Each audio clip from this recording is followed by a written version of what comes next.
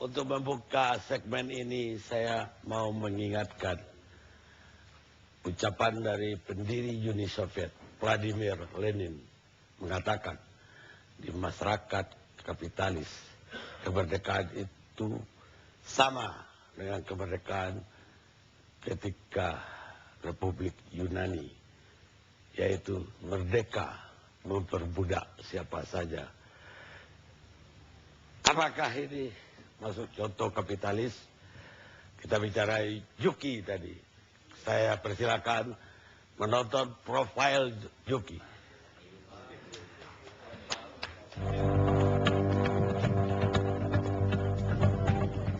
Di kampung Bayur Opak, Lebakwangi, Sepatan, Tangerang, Banten, Yuki Irawan dikenal sebagai kakak ipar Musran, kepala desa setempat. Oleh warga sekitar, pemilik CV Cahaya Logam ini juga disebut-sebut dekat dengan aparat desa, polisi, hingga tentara. Uang tebal Yuki membuatnya punya pengaruh kuat di Bayur Opak hingga ke pelosok Lebakwangi. Pria 41 tahun ini adalah aktor di balik kemenangan si adik ipar Musran saat meraih kursi kepala desa Lebakwangi 5 tahun lalu. Jelang pemilihan kepala desa Juni 2013 nanti, Yuki pun sudah bergerilya untuk memuluskan langkah Musran meraih kembali jabatannya. Yuki menebar panci kepada warga. Dalam pilkada sebelumnya, Yuki pun membagikan uang Rp30.000 hingga Rp50.000 per orang. Dia kan adiknya mau nyalon gitu ya, jadi dia mungkin cari masa gitu ya, gitu aja. Yang ngebaginya ya dia, iya sama istrinya, sama kalau nggak salah yang mau nyalonnya. Gitu. Saya dengar belum lama ini gitu di RT 10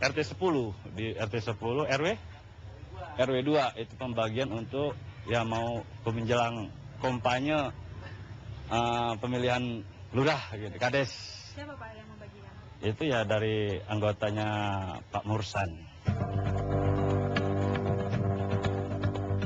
Kepala Desa Musran mengakui aksi bagi-bagi panci oleh Yuki. Tapi semua dilakukan Yuki sebagai bentuk kepedulian terhadap warga. Memang saya waktu itu dikasih semacam wajan kuali suruh bagi-bagikan ke masyarakat.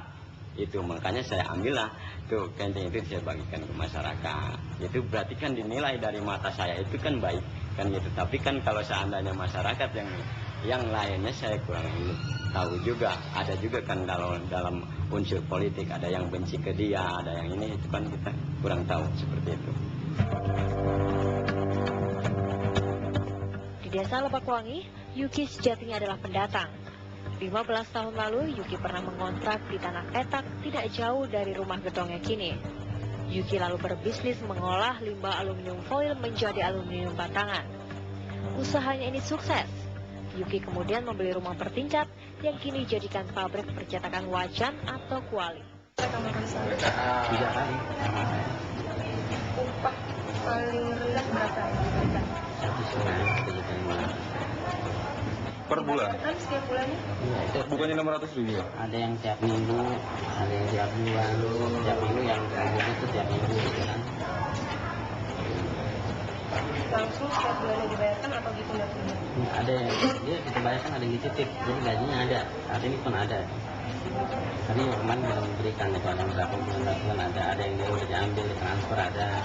Tapi kalau melihat kondisi para pekerja kan memang sangat memprihatinkan. Ditransfer bagaimana gitu? Ada yang ditransfer pakai pos.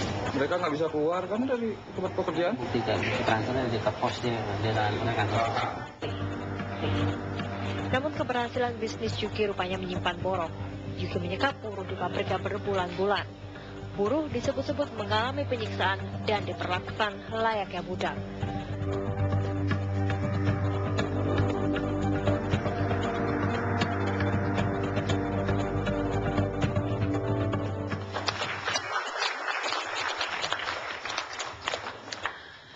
Pemirsa, jadi kalau Yuki yang dianggap kapitalis oleh Lenin tadi, nih kelas desa, kelas kabupaten, dia membuang uangnya untuk aparat, untuk mensponsori kepala desa, bukan untuk mensejahterakan buruhnya yang bikin dia menjadi pengusaha.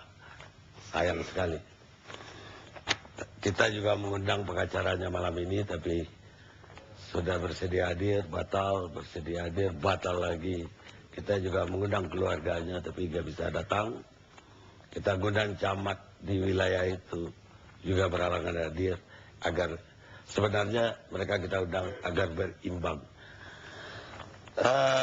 Saya ke Pak Dirjen Pembinaan Pengawasan Ketenagakerjaan.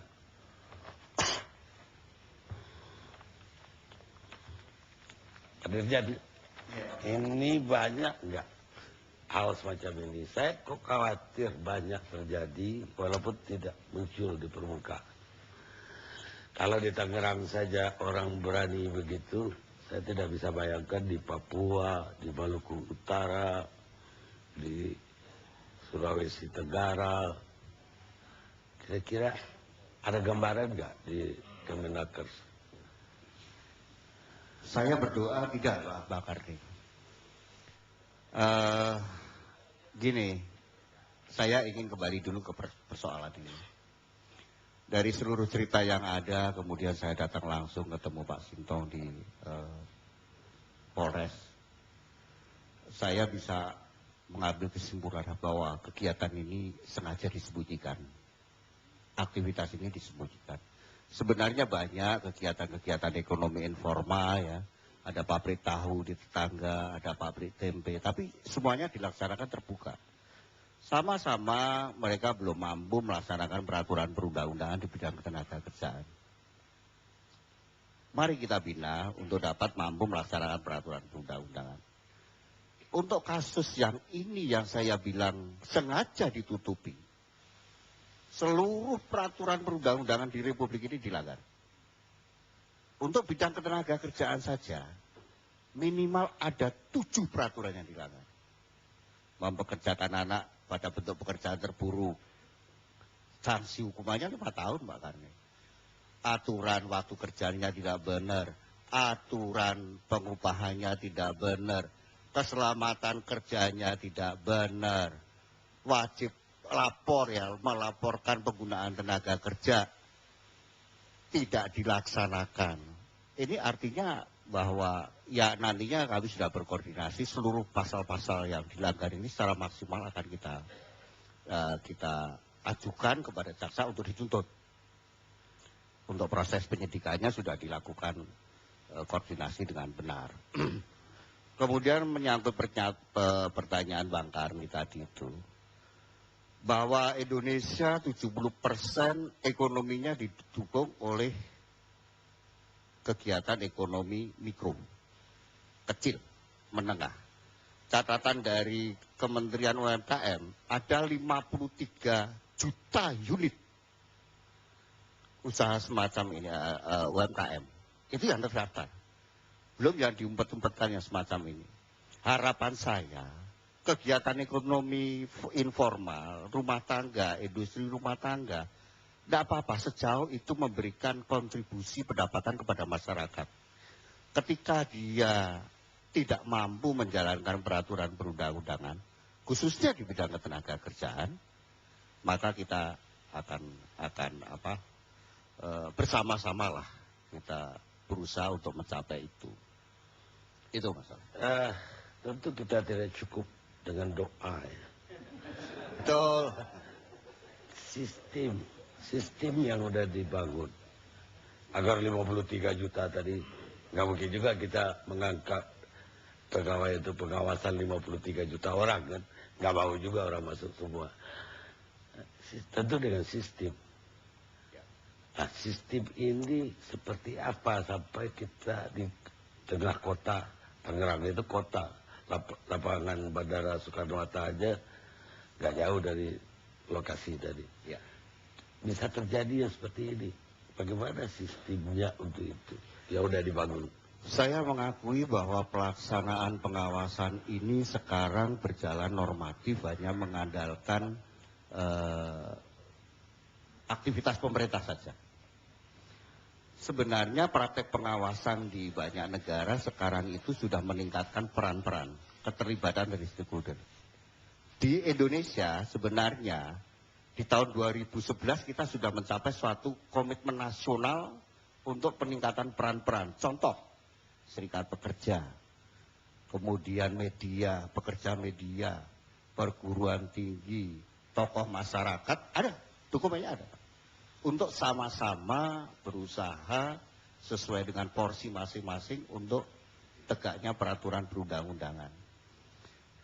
Tahun 2012 ada kebijakan Menteri Tenaga Kerja, komitmen ini diformalkan menjadi komite pengawasan ketenaga kerjaan. Memang kita belum operasional karena kesulitan menunjuk wakil-wakil dari sini. Mudah-mudahan dengan komite ini ketika ada kelemahan-kelemahan pelaksanaan pengawasan bisa segera ini. Ketika ada praktek-praktek yang menyimpang atau diduga melakukan pelanggaran-pelanggaran bisa cepat diketahui. Yang terakhir kemungkinan kita akan mengevaluasi kembali bahwa sistem pemerintahan yang otonomi, di mana urusan ketenaga kerjaan menjadi urusan wajib, tetapi di bidang pengawasan ketenaga kerjaan begini barang. Di ranah ketenaga kerjaan itu di bagian akhir ada yang namanya pengawasan ketenaga kerjaan. Fungsinya penegakan hukum.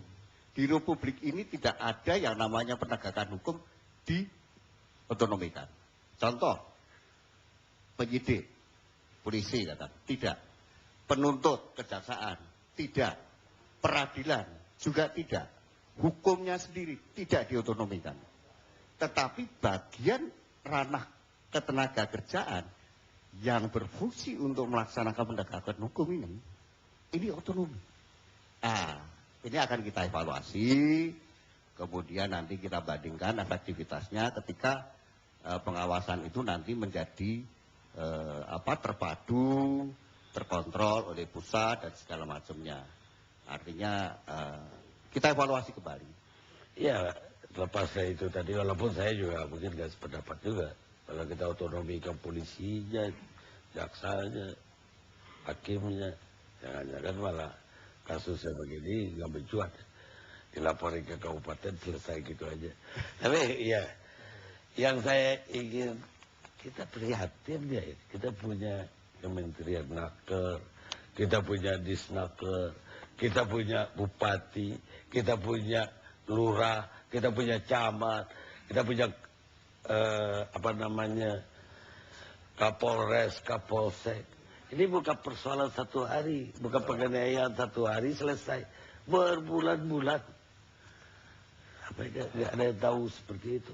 Di tengah-tengah komunitas padat begitu. Tragis. Kembali, maaf makannya. Kembali kepada persoalan Tangerang itu memang sengaja disembunyikan kalau saya bilang. Justru kejahatan memang akan disembunyikan. Pemerintah lah yang harus menemukan. Kita rehat sejenak pemirsa.